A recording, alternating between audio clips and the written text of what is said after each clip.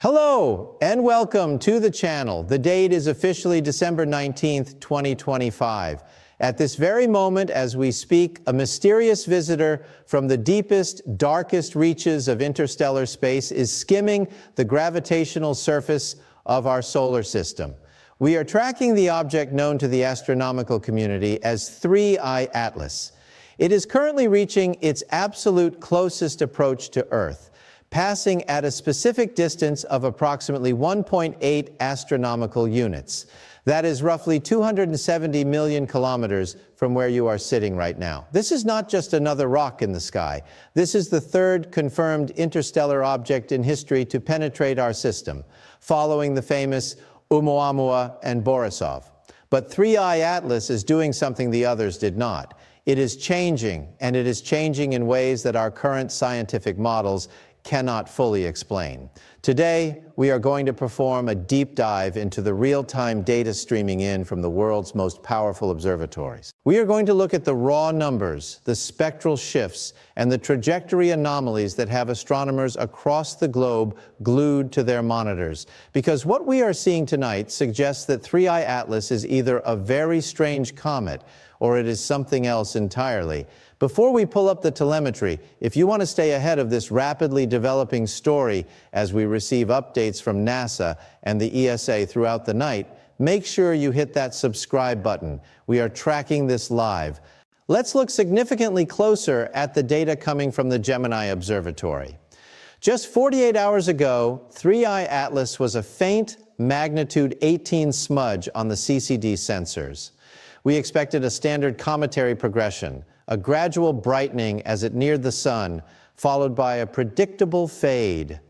That is not what happened. Instead, the object's luminosity spiked. It didn't just brighten, it flared. But the real mystery isn't the brightness, it's the color. As it crossed the frost line, the object displayed a distinct, vibrant blue hue. Standard cometary physics tells us this is likely due to the sublimation of carbon monoxide or ionized nitrogen. We have seen this before. But then as it approached this 1.8 AU mark, the spectrum shifted. The blue gave way to a piercing green. Now, green comets are not unheard of. We know that diatomic carbon and cyanogen gas can glow green when bombarded by solar ultraviolet radiation. If the story ended there, we would classify this as a chemically rich but natural body. But the story does not end there. In the last 6 hours, visual data has begun to show a new, unprecedented shift. The green is being overtaken by a metallic golden tint. This contradicts what we previously thought about the chemical composition of the coma. There are very few natural processes that create a sustained golden reflection in a cometary tail. Sodium tails can appear yellow-orange, but the spectral signature we are seeing doesn't match a sodium flare. It looks almost solid. It looks like a reflection. This brings us to the high-energy data. While the optical telescopes were watching the color show, the Hubble Space Telescope and the Chandra X-ray Observatory were looking at the object in the high-frequency spectrum. Comets do emit X-rays. Usually this happens when the solar wind slams into the cloud of gas surrounding the nucleus, a process called charge exchange. We expected a soft, diffuse X-ray glow. What we got instead were sharp, rhythmic peaks. Here is the crucial detail. The X-ray emissions are pulsing. They are not random fluctuations caused by the turbulence of the solar wind. They have a structure. A NASA astronomer, in a report that was updated just minutes ago, noted this could be the result of interaction with the solar wind, but the amplitude of the signal suggests more exotic processes. When a scientist uses the word exotic, it is code for we don't know what this is yet. The amplitude, the strength of the signal is far higher than the density of the gas cloud should allow. If the gas is thin, the X-rays should be weak. But the gas is thin, and the X-rays are blindingly intense. So what does this actually mean? It implies that the interaction surface, the thing the solar wind is hitting, might not be a cloud of gas at all. It might be a solid surface, a surface that is highly conductive. If you have a metallic body rotating in the solar wind, you could theoretically generate the kind of sharp X-ray peaks we are seeing. This is where the science gets uncomfortable for some and thrilling for others. We are looking at an object that changed from blue to green and is now shimmering gold while pulsing with high-energy radiation. I want to pause here and ask you, what is your gut telling you? Is this just a volatile mix of exotic ices we haven't encountered before, or are we looking at something manufactured? Let me know in the comments below. Now, let's layer in the thermal data. We are receiving feeds from the infrared sensors. Usually a comet is a dirty snowball. It heats up, it cracks, it vents gas, the heating is uneven. You get jets of gas shooting out from the side facing the sun, causing the comet to tumble. We call this non-gravitational acceleration. We expect 3I Atlas to be tumbling wildly as it sublimates, but the light curve, the graph that shows how the object's brightness changes over time, is remarkably smooth. It is not tumbling chaotically, it is rotating, and it is rotating with a precision that is unnerving. The rotation period is locked, it is stable. If this were a crumbling ball of ice, the venting gases should be spinning it up or slowing it down unpredictably. Instead, 3I Atlas is maintaining a perfect rhythmic rotation, almost as if it is stabilized. This stability is what allows that golden glint to appear so consistent. If it were a chaotic tumble, the gold flash would be erratic. But it's not. It's a beacon. It pulses on, off. We also need to talk about the coating hypothesis. The shift to gold has led some researchers to speculate about the surface composition. If the object has been traveling through the interstellar medium for millions of years, it would be bombarded by cosmic rays, turning the surface dark and red like Oumuamua was. And indeed, on approach, it was dark. But as it warmed up, that dark crust seems to have shed or cleared. The underlying material is what is reflecting the sunlight. Now, is it fresh ice, or is it a material that is resistant to solar radiation? The NASA report mentions evaporation of gases, which explains the green. But the gold, that requires a different explanation. Some mineralogists suggest iron-rich silicates, or perhaps a high concentration of sulfur. But sulfur doesn't reflect like a mirror. The albedo, the reflectivity of this object, has skyrocketed in the last few hours. It is reflecting almost 80% of the light hitting it. For context, fresh snow reflects about 80%. Enceladus, the moon of Saturn, is one of the most reflective bodies we know. 3I Atlas is rivaling Enceladus, but Enceladus is ice. This object is hot. It is currently basking in the full intensity of the sun at 1.8 AU. Ice should be sublimating violently, creating a massive chaotic coma. But the coma is tight. It is controlled. It is almost aerodynamic. This brings us to the most unsettling part of the evening's observations, the shape. We haven't resolved the nucleus directly. It's too small and too far away, even for Hubble to see as more than a point of light. But we can infer the shape from the light curve. Oumuamua was a cigar or a pancake, highly elongated. 3I Atlas appears to be different. The light curve suggests symmetry. It suggests a shape that is not the random potato-like lump we see in asteroids. The data is hinting at something geometric. If you are finding this analysis valuable, please take a second to like this video. It helps the algorithm push this scientific data to more people who need to know what's happening in our sky tonight. As we watch 3I Atlas drift through the constellation of Hydra, visible now with binoculars if you are in the southern hemisphere, we are left with a picture that doesn't quite fit the puzzle pieces we have. We have a comet that doesn't tumble, a gas cloud that pulses with hard X-rays, and a dirty snowball that shines like polished gold. The standard model is straining to hold these facts together. The cognitive dissonance in the scientific community is palpable. You can hear it in the hesitation of the official statements. They are careful, they are conservative, but the data is screaming that this is unique. And this uniqueness is exactly what has reignited a controversy that has been simmering since 2017. Because if nature is struggling to explain 3I Atlas, there is another hypothesis that fits the data with disturbing elegance. It is a hypothesis that has been championed by one of the world's leading astrophysicists. And tonight, his predictions are looking less like science fiction and more like a checklist. As we move into the next segment of our investigation, we need to talk about the A word, artificial, because there is a list of anomalies associated with this object that is far too long to be a coincidence. And the man who wrote that list believes we are staring right at a piece of alien technology. As we established in our analysis of the optical and X-ray data, 3I Atlas is behaving in ways that defy the standard cometary model. The golden reflectivity, the stabilized rotation, the high energy pulsing, these are the what. Now we must turn our attention to the why. Let's look closer at the data points he highlights. The most striking of these is the trajectory. When astronomers trace the path of 3I Atlas backward, rewinding the clock through the decades it spent traversing the void, they find a spine-chilling coincidence. The vector of its arrival aligns precisely with the region of the sky where the famous WOW signal originated in 1977. For those who don't know, the WOW signal was a strong narrowband radio burst detected by the Big Ear radio telescope.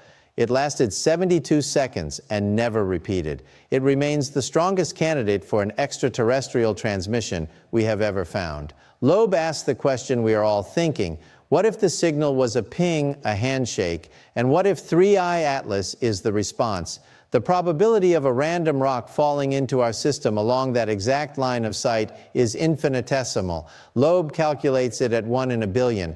If this is a comet, he writes, the probability of such coincidences is 1 in a billion. But if it's a probe, then its approach to Earth could have been a scan of our planet for signs of life or technology. This connects to the second major anomaly, the anti-tail. Most comets have a tail that points away from the sun, pushed by the solar wind. 3I Atlas has that, but it also has a spike of material pointing directly toward the sun. In cometary physics, this is usually an optical illusion caused by the viewing angle of the dust plane. We see it occasionally, but the geometry of 3I Atlas doesn't support the illusion theory. The anti-tail is too sharp, too defined. Loeb suggests an alternative. It's not a tail. It's a thruster or an exhaust plume from a propulsion system fighting against the solar gravity to maintain a specific orbit. If you are just joining us, we are discussing the possibility that the object currently 270 million kilometers from Earth is an extraterrestrial probe. If you want to keep up with this investigation, make sure you are subscribed. Building on this, we have to talk about the destination. 3I Atlas is not just passing Earth. It is threading the needle of our solar system to line up a rendezvous with Jupiter in March 2026. The precision required to enter the system, pass Earth at 1.8 AU, and then intercept Jupiter is staggering. Jupiter is a gravity well, a massive shield that protects the inner planets. But it is also a source of immense energy and radiation. A probe seeking to refuel or to use a massive gravitational slingshot to accelerate to the next star system would aim exactly for where 3I is going. Loeb argues that this is an ideal close approach. It is too perfect to be random chance. It looks like a flight plan, and then there are the signals. This is where the water gets murky. In the last 24 hours, social media platforms, including X, have been flooded with reports from amateur radio astronomers and independent observatories claiming to detect anomalous bursts in the radio range coming from the direction of the comet. These are short, sharp pulses. NASA has officially classified them as noise from solar activity. And to be fair, the sun is active right now. Solar flares can create radio interference. But here is the crucial detail. The bursts are periodic. Solar noise is random. These signals have a beat. They have a rhythm. Some independent analysts have pointed out that the modulation resembles a compressed data stream. Imagine a probe that has been silent for centuries, waking up as it nears a star, collecting terabytes of data about the third planet, us, and then blasting that data out in a high-density burst. That is what a signal in the noise would look like. So what does this actually mean? It means we have a convergence of evidence. We have the visual anomalies, the gold color, the stability. We have the trajectory anomalies, the WOW signal origin, the Jupiter intercept, and we have the electromagnetic anomalies, the X-ray pulses, the radio bursts. Any one of these could be explained away as a fluke of nature. But all of them together, that is the Loeb limit. That is the point where Occam's razor starts to cut the other way. Is it simpler to invent 5 different new natural theories to explain one object? Or is it simpler to admit that one single theory, artificial design, explains all 5? I want to ask you a question. If this is a probe, And if it is scanning us, what do you think it is seeing? Are we a threat, a curiosity, or just a biological sample? Leave your thoughts in the comments. The skepticism from the mainstream scientific community is healthy and necessary. We cannot jump to aliens every time we see a weird rock. But the natural explanations are becoming increasingly convoluted. They require us to believe that 3I Atlas is a unique type of comet made of unique materials following a unique path, emitting unique radiation all by accident. It is a statistical nightmare. And while the debate rages on about what the object is, the object itself is not waiting for us to decide. It is moving, and it is moving fast. But it's not just moving fast, it's moving wrong. This brings us to the most immediate and startling development of the night. While we have been debating the color and the origin, the James Webb Space Telescope has been tracking the position, and the position is off. The celestial mechanics of our solar system are like a clockwork mechanism. We know where gravity should pull an object. We can predict the path of a comet to within meters, but 3I Atlas is disobeying the laws of gravity. It has deviated, and it hasn't deviated by a microscopic amount. It has shifted its course by thousands of kilometers in a way that gravity alone cannot explain. This is the non-gravitational acceleration we saw with Oumuamua, but on a scale that is far more dramatic. If you are enjoying this deep dive, please hit the like button. It helps us continue this coverage. As we prepare to look at the James Webb data in the next chapter, keep this in mind. A rock falls where gravity tells it to fall. A machine goes where it wants to go. The deviation we are about to discuss might be the smoking gun that moves this from a hypothesis to a confirmation. The object has shifted, and it shifted right after its closest approach to Earth. Was it a maneuver? Was it a course correction? Or was it a reaction to something it found here? As we established in the previous chapter, the theoretical framework for 3I Atlas being an artificial object is built on a foundation of coincidences. But theories are just words until you have hard data to back them up. And that hard data has just arrived from the James Webb Space Telescope, JWST. While the world was debating the color and the origin, the JWST was doing what it does best, measuring position with pinpoint accuracy. And the numbers it has returned are sending shock waves through the Jet Propulsion Laboratory. What happened immediately after the peak of the close approach? The data is unambiguous.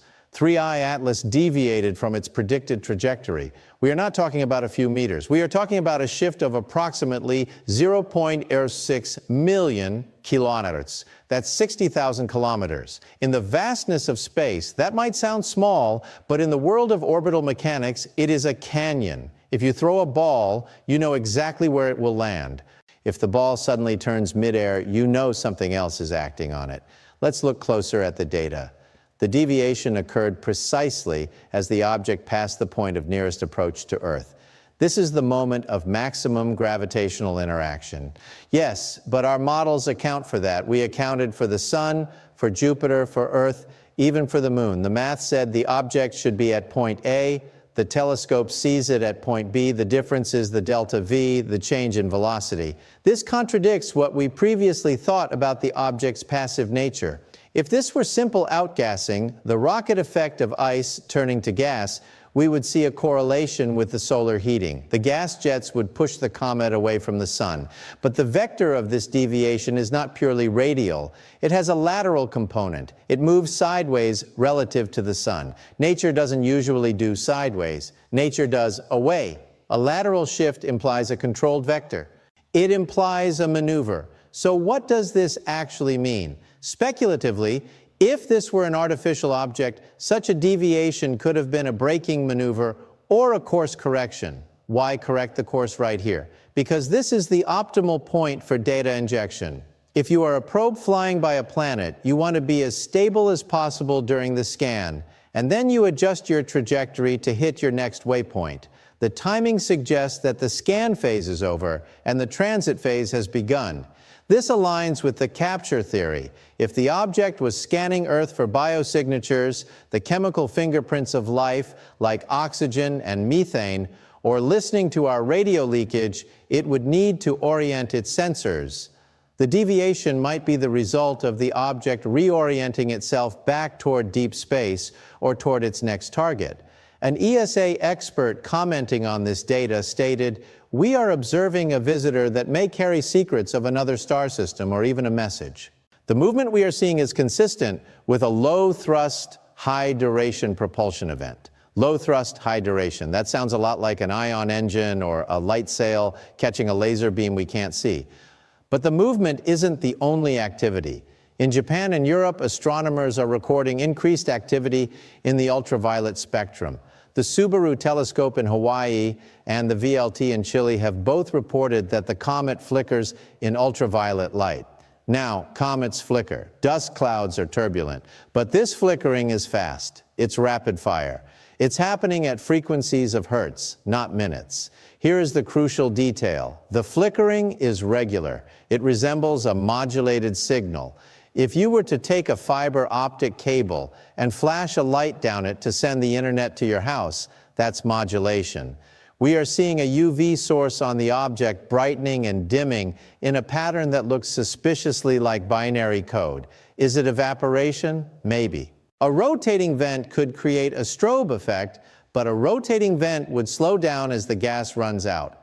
This strobe is constant. If you want to stay updated on this potential signal, make sure you subscribe. We will be tracking the decoding efforts live. The combination of the trajectory shift and the UV flickering paints a picture of an active machine. It adjusted its path. It is pulsing with energy, and it is doing all of this while heading away from us. The threat of collision is zero. The object is safely receding, but the psychological impact is immeasurable. We are watching something that acts with intent.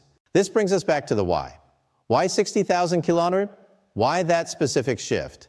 When we plug the new trajectory into the simulation, we see where that 60,000 kilometer difference takes it. It doesn't just move it away from Earth. It fine-tunes the arrival time at the next major gravitational landmark. It puts 3I Atlas on a precise intercept course with the king of planets. The deviation wasn't an error, it was a correction. It was ensuring that the date with Jupiter is kept to the second. I want to ask you, do you think the government knows more than they are telling us? Is the noise classification just a cover? Let me know in the comments. As we watch the object fade from the naked eye, moving into the darkness, we have to consider the possibility that the visit was the primary mission and the departure is just the commute home. Or is the departure the start of the next phase? The object is not just leaving, it is heading to the largest gravity well in our system. And if Avi Loeb is right, what happens at Jupiter in 2026 might make tonight's events look like a firecracker compared to a supernova. If you are finding this analysis helpful, please like the video. Building on this, we need to look ahead. The object is leaving Earth, but it is not leaving the story. The next chapter of this saga will be written in the shadow of Jupiter. And the models predict that 3I Atlas will not just pass by. It will interact with the giant in a way that could fling it out of the galaxy entirely or bring it back. As we established in the last chapter, the trajectory deviation of 3I Atlas was not random. It was a precise adjustment that has placed the object on a collision course, not with a planet, but with a gravitational keyhole. The destination is Jupiter, and the date is March 2026. While the world is still reeling from the close approach to Earth, astronomers are already looking ahead to the main event. Because if Earth was the scan, Jupiter might be the engine. Let's look closer at the data regarding this future rendezvous. The object is currently speeding away from the Sun, losing kinetic energy as it climbs out of the solar gravity well, but in a few months, it will begin to fall toward Jupiter. The geometry of this encounter is what we call a gravity assist or a slingshot. We use this all the time. The Voyager probes, Cassini, New Horizons, they all stole momentum from Jupiter to fling themselves further out. But 3I Atlas is doing it differently. A natural object like a comet usually falls into a chaotic orbit when it gets too close to Jupiter. Jupiter is the comet eater. It captures them, rips them apart, or throws them into the Sun.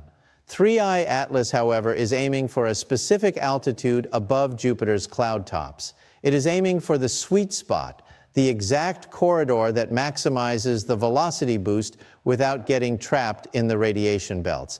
This contradicts what we previously thought about random entry. The probability of an interstellar object entering the solar system, passing Earth at a scannable distance, and then hitting the perfect gravity assist vector at Jupiter is statistically vanishing. It is like throwing a dart from New York and hitting a bullseye in London after bouncing it off a wall in Paris. So what does this actually mean? If we follow the artificial hypothesis, the Jupiter flyby serves two potential purposes. The first is propulsion. By diving deep into Jupiter's gravity well, the object can gain a massive speed boost, enough to leave the solar system at a velocity that exceeds the galactic escape speed. It's the perfect exit strategy. The second purpose is far more intriguing. Jupiter is not alone. It is surrounded by a mini solar system of moons: Europa, Ganymede, Callisto, worlds with subsurface oceans, worlds that are prime candidates for life.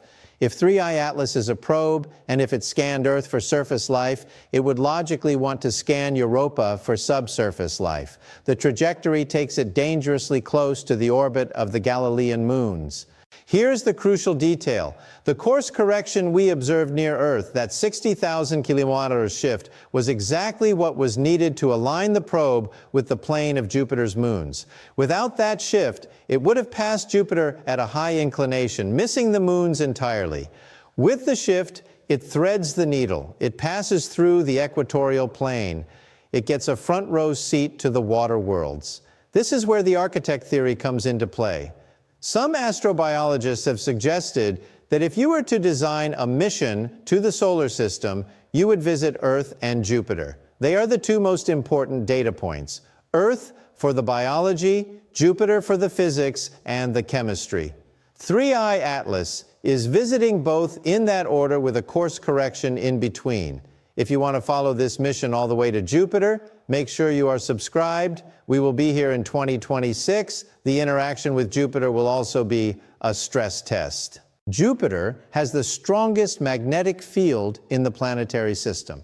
If 3I Atlas is electronic, if it has shielding, if it emits radio signals, Jupiter will light it up. The interaction between the object's magnetic field, if it has one, and Jupiter's magnetosphere could create auroras, radio bursts, and synchrotron radiation that will be visible from Earth. We might see the object turn on in a way we haven't seen yet. There is also the question of the return. NASA and astronomers confirm that the comet will not return as its speed exceeds the sun's escape velocity, and it is not gravitationally bound to our system. The current models show a hyperbolic trajectory, one way in, one way out. But this assumes the object is a rock. It assumes no engines. If 3I Atlas activates propulsion at the periapsis of the Jupiter flyby, at the closest point, it could maximize the Oberth effect. A small burn there yields a massive change in final velocity. It could use that energy to stop, to enter orbit, to stay, or as Loeb speculates, it could use that energy to transmit, to send a high-power beam back to where it came from, using the gravitational lens of the sun or the energy of the maneuver to power the signal. If this is a comet, the probability of such coincidences is 1 in a billion. But if it's a probe, then its approach to Earth could have been a scan, and Jupiter is the uplink. I want to ask you, if it sends a message back, do we want to know, or is ignorance bliss? Leave a comment below. The encounter in March 2026 will be the final exam. If it behaves like a rock, we will know. If it maneuvers again, if it adjusts its tilt to scan Europa, if it fires an engine, then the debate is over. We will know we are not alone. But for now, the object is drifting. It is moving from the warmth of the inner solar system to the cold, dark of the outer planets. It is fading from our view, but it is not fading from our attention. The data we have collected in these few short days, the gold color, the X-rays, the deviation, has already changed history. I want to leave you with one final thought. If you could send a message back with 3I Atlas, a single sentence to whoever sent it, what would you say? We are here. Come in peace or stay away.